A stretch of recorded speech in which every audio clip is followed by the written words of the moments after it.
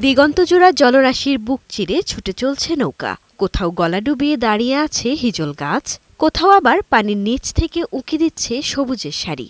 বর্ষার জলে প্রকৃতি যেন এখানে এঁকেছে অন্যরকম এক ছবি। শহুরে জীবনের ব্যস্ততা আর যান্ত্রিক কোলাহল পেছনে ফেলে অপরূপ সেই সৌন্দর্য উপভোগ করতে পরিবার পরিজন কিংবা বন্ধুদের সঙ্গে নিকলির পথে ছুটছেন ভ্রমণ পিপাসুরা। কেউ নৌকায় ঘুরছেন, কেউ বা হাওরের বুকেই কাটাচ্ছেন রাত। এ যেন শুধুই ভ্রমণ গন্তব্য নয়, বর্ষার জল রঙে আঁকা চিরায়ত বাংলার এক জীবন্ত ছবি। কুরসা থেকে মোহরকোনা পর্যন্ত প্রায় ৭ কিলোমিটার বেড়িবাঁধ, কামালপুর থেকে দামপাড়া পর্যন্ত প্রতিরক্ষাবাঁধ, আর সোয়াইজনী নরসুন্দা নদীর ওপরে সেতু, সব মিলিয়ে নিকলি যেন প্রকৃতির এক উন্মুক্ত মঞ্চ।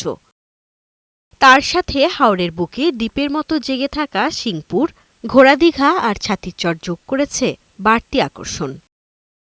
বিশেষ করে ছাতিরচর হাওরের ভেতরে যেন আরেক সবুজের গল্প।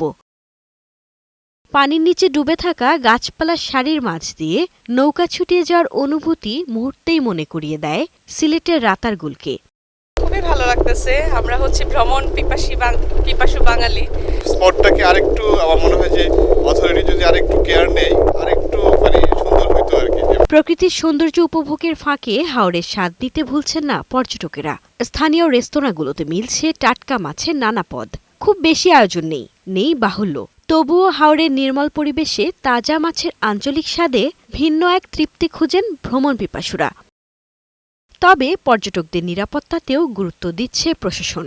সকল ধরনের অপ্রীতিকর ঘটনা এড়াতে ঘাটগুলো আনা হয়েছে সিসি ক্যামেরার আওতায়। পর্যটকদের যে কোনো প্রয়োজনে রাখা হয়েছে হেল্পলাইন ব্যবস্থাও। আমাদের ওসি এবং ইউনোর নাম্বার আমরা এখানে আমাদের দিয়ে দিয়েছি, যেন তারা যে কোনো প্রয়োজনে তাদের সাথে যেন যোগাযোগ করতে পারে। ফেরিঘাটগুলো যেগুলোর মাধ্যমে আমাদের এই জলযানগুলোতে মানুষজন ওঠে বা ফেরিঘাট ব্যবহার করে, সেই ফেরিঘাটগুলো আমাদের সিসি ক্যামেরা আওতায় নিয়ে আসা হয়েছে। বর্ষার জল নামলেই বদলে যাবে হাওরের এই রূপ। তবে নীল আকাশ, সবুজ গ্রাম আর জলের বুক চিরে ছুটে চলা নৌকার মায়াবী দৃশ্য প্রকৃতিপ্রেমীদের মনে থেকে যাবে অনেক দিন। প্রিয়ন্তি ইসলাম, বৈশাখী সংবাদ।